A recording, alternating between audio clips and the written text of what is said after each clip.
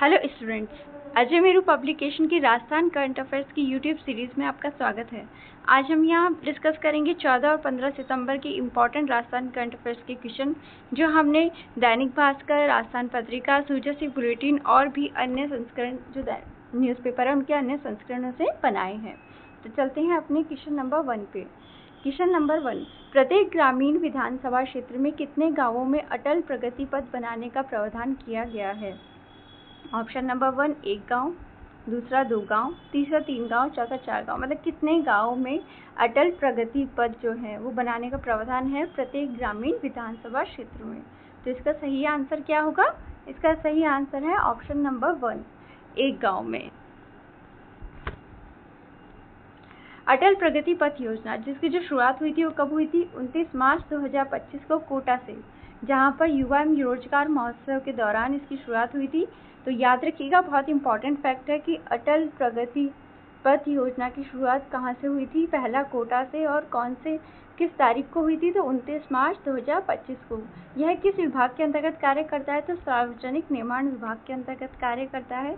इसका उद्देश्य ग्रामीण क्षेत्रों को सीमेंट कंक्रीट सड़कों से जोड़ना।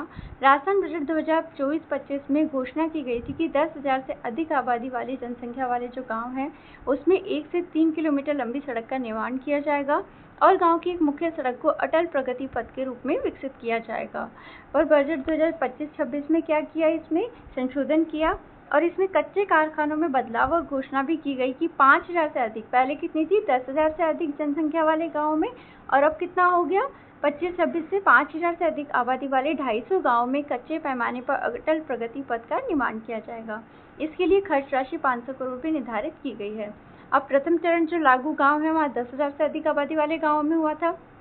ये इंपॉर्टेंट है कि प्रत्येक विधानसभा क्षेत्र में पथ का जो प्रावधान है वो एक गाँव में किया जाएगा।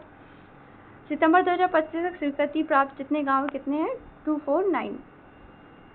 क्वेश्चन नंबर 2, प्रधानमंत्री फसल बीमा योजना के अंतर्गत कटाई के बाद खेत में सुखाने के लिए रखी गई अधिसूचित फसलें यदि प्राकृतिक आपदा से प्रभावित होती हैं तो किसानों को कितने समय में सूचना देनी होगी?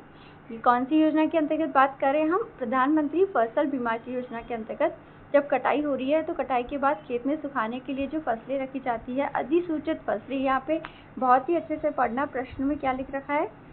अधिसूचित फसलें जो इस योजना के अंतर्गत अधिसूचित हैं, उन फसलों को यदि प्राकृतिक आपदा से वो प्रभावित होती हैं तो किसान को कितने समय में सूचना देनी होगी? तो इसका सही आंसर होगा ऑप्शन नंबर 3 72 घंटे में। प्रधानमंत्री फसल बीमा योजना इसकी शुरुआत कब हुई थी? राजस्थान में 2016 में। किसानों को प्राकृतिक आपदाओं, कीट रोग व मौसम की अनियमितताओं से सुरक्षित देना इसका उद्देश्य है और इस योजना से किसानों को बुआई से लेकर कटाई तक का बीमा सुरक्षा कवच मिलता है। अब कितना मिलता है? तो राजस्थान में जो बीमा प्रीमियम है, खरीफ फसलों पे 2%, रबी फसलों पे 1.5% और व्यावसायिक और बागवानी फसलों पे 5%। ये याद रखना बहुत इंपॉर्टेंट है। शुरुआत कब हुई थी इसकी? 2016 में। और जो बीमा प्रीमियम मिल रहा है वो कितना है? खरीफ 2%, रबी 1.5% और व्यावसायिक और बागवानी फसलें 5%। शेष जो प्रीमियम जो दर है वो राज्य व केंद्र सरकार मिलकर देती है। राजस्थान की अधिसूचित फसलें कौन कौन सी है? तो खरीफ में बाजरा, मूंग, मूंगफली, ज्वार, तिल, ग्वार, चौला, रबी में गेहूं, जौ, सरसों, चना, ईसबगुल और बागवानी में टमाटर, प्याज, अनाज आदि इसमें अधिसूचित फसलें हैं। क्वेश्चन आ सकता है आपका कि निम्न में से कौन सी नहीं है, तो आपको अगर पता होगा तो आप इजीली एलिमिनेट कर पाएंगे। नेक्स्ट, इस योजना की कुछ विशेषताएं हैं, जैसे सूचना देना अनिवार्य। ये बहुत इंपॉर्टेंट है, इसी से हमने क्वेश्चन बनाया था क्योंकि रिसेंटली न्यूज़ में है ये, है ना, कि कटाई के बाद खेत में रखी जो फसल है यदि प्राकृतिक आपदाओं से प्रभावित होती है तो किसान को 72 घंटे के भीतर सूचना देनी होगी।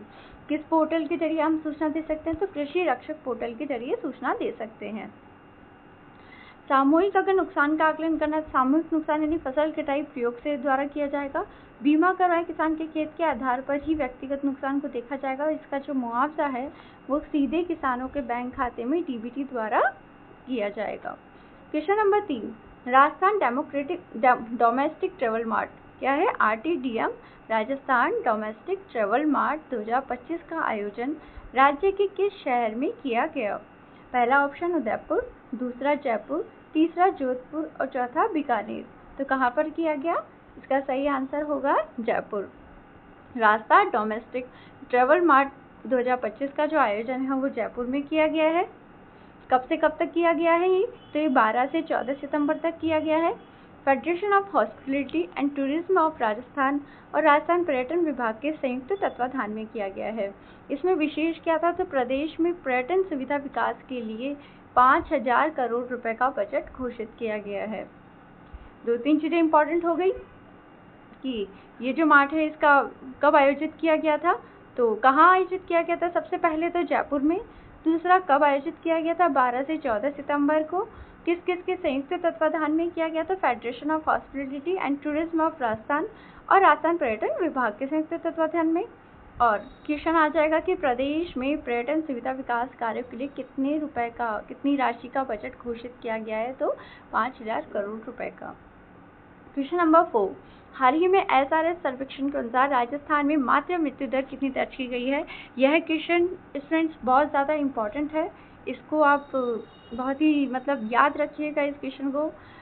इसके चांसेस आने के बहुत ज़्यादा हैं। तो इसके ऑप्शंस देखते हैं। 86 प्रति 1 लाख जीवित जन्म जो भी है, 86 प्रति 1 लाख जीवित जन्म, 90 प्रति 1 लाख जीवित जन्म, 96 प्रति 1 लाख जीवित जन्म और 100 प्रति 1 लाख जीवित जन्म। तो मातृ मृत्यु दर कितनी दर्ज की गई है?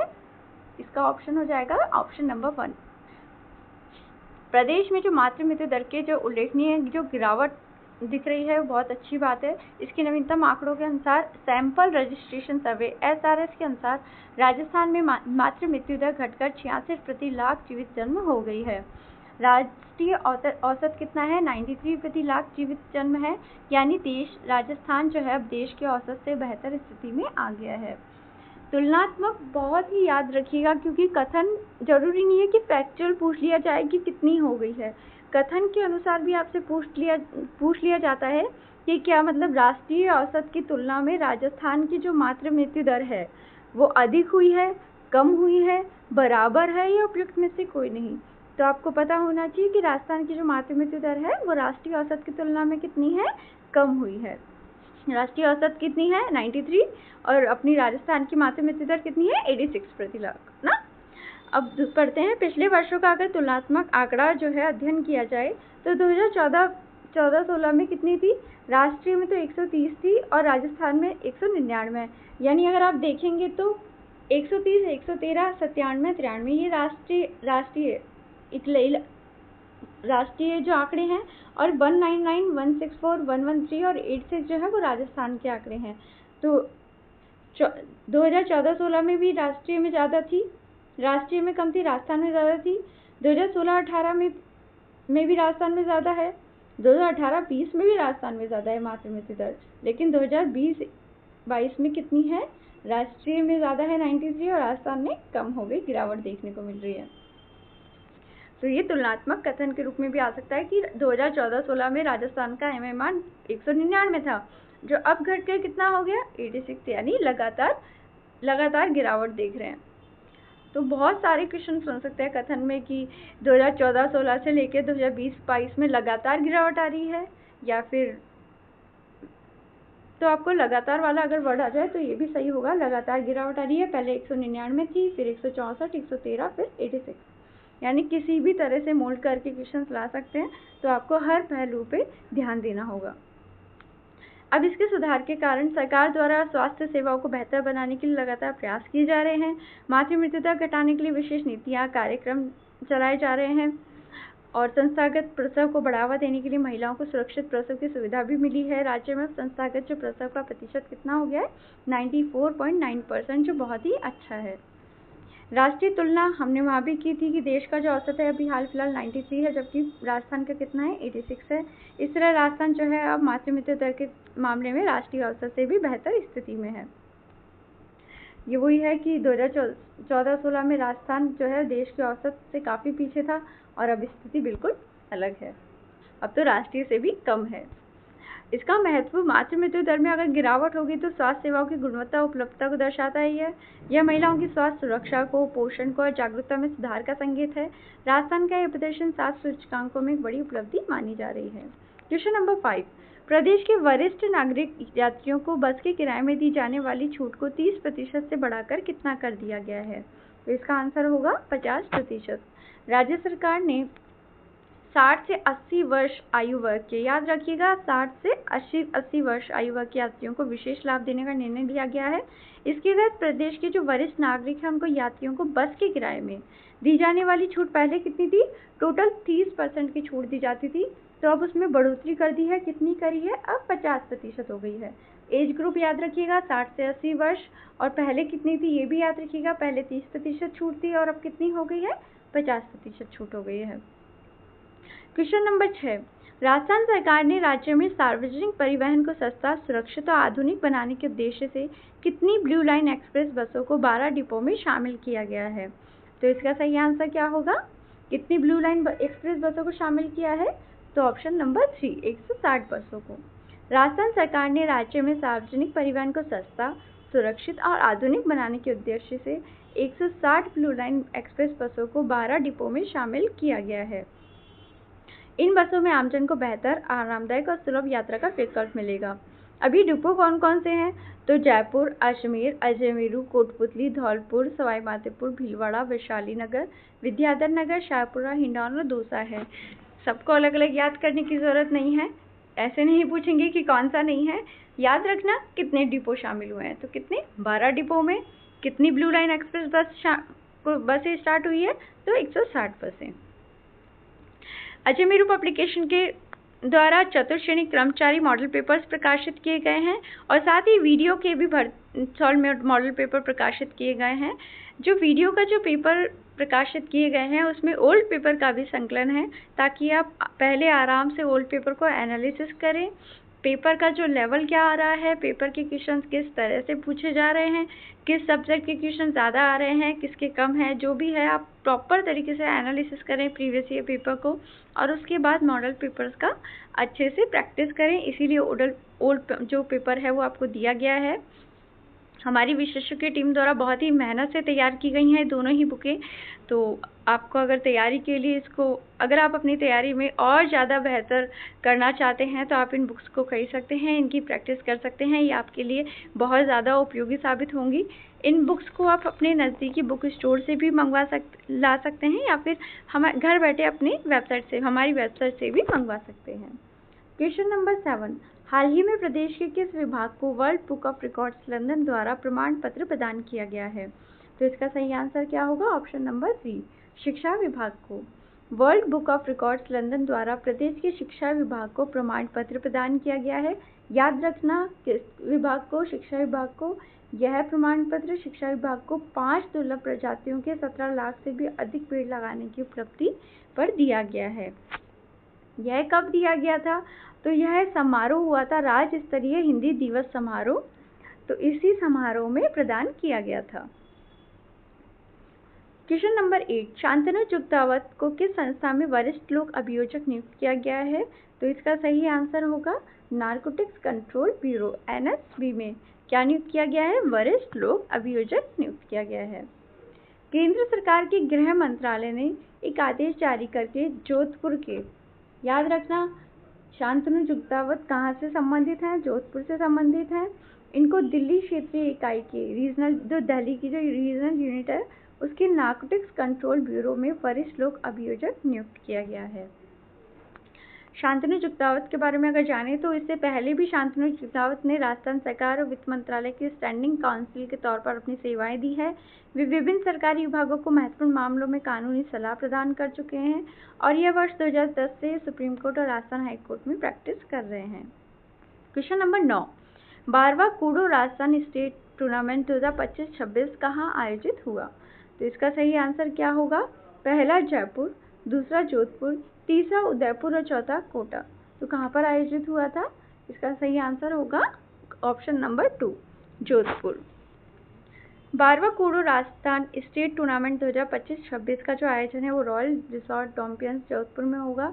जगह का नाम इतना याद रखने की ज़रूरत नहीं है, जिले का नाम याद रखना कि जो 12वां जो कूडो राजस्थान स्टेट टूर्नामेंट हुआ है 2025-26 कहाँ पे हुआ है? जोधपुर में हुआ है। कूडो जो है वो क्या है? तो यह एक मार्शल आर्ट आधारित खेल है। इसको भी याद रखना, क्योंकि कूडो होता है, कई बार समझ में नहीं आता है स्टूडेंट्स को कूडो कौन सा गेम है, क्योंकि ये बहुत ज़्यादा पॉपुलर भी नहीं होगा। तो कूडो क्या है आपको याद रखना चाहिए, पता होना चाहिए कि एक मार्शल आर्ट आधारित खेल है, और जिसका जो बार जो कूडो राजस्थान स्टेट टूर्नामेंट हुआ है वो जोधपुर में हुआ है। आयु वर्ग कौन से ने पार्टिसिपेट किया था इसमें? अंडर 14 का हुआ ये।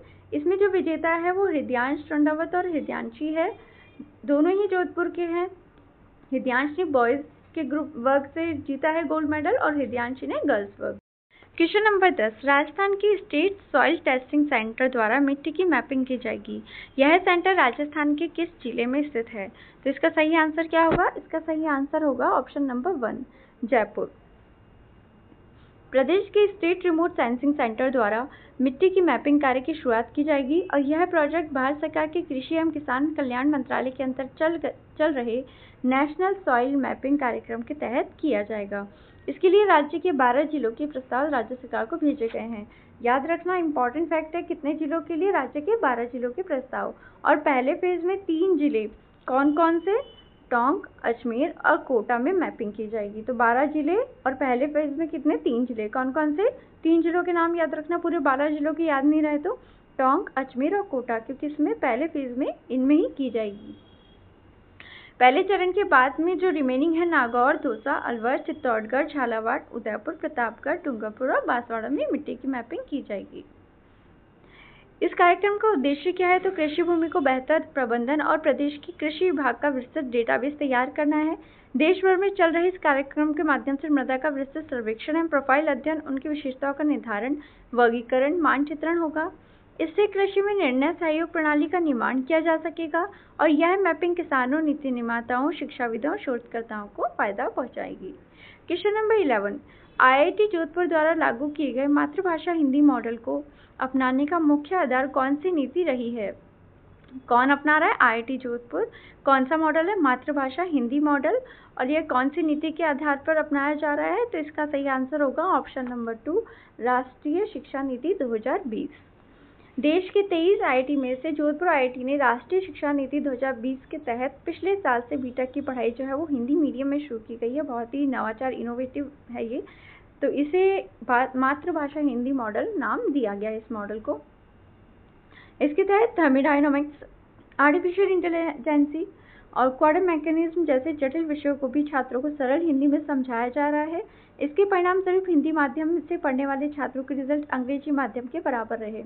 इस सफलता के कारण केंद्रीय शिक्षा मंत्रालय ने निर्देश दिया है कि देश भर के अन्य जो भी IITs हैं वहाँ पर भी इस जोधपुर मॉडल को अपनाया जाए।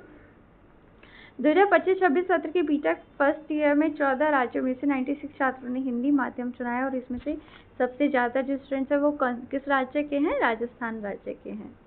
क्वेश्चन नंबर 12, देश का पहला सरकारी कॉस्मेटिक लेजर इंस्टीट्यूट कहाँ स्थापित किया जा रहा है?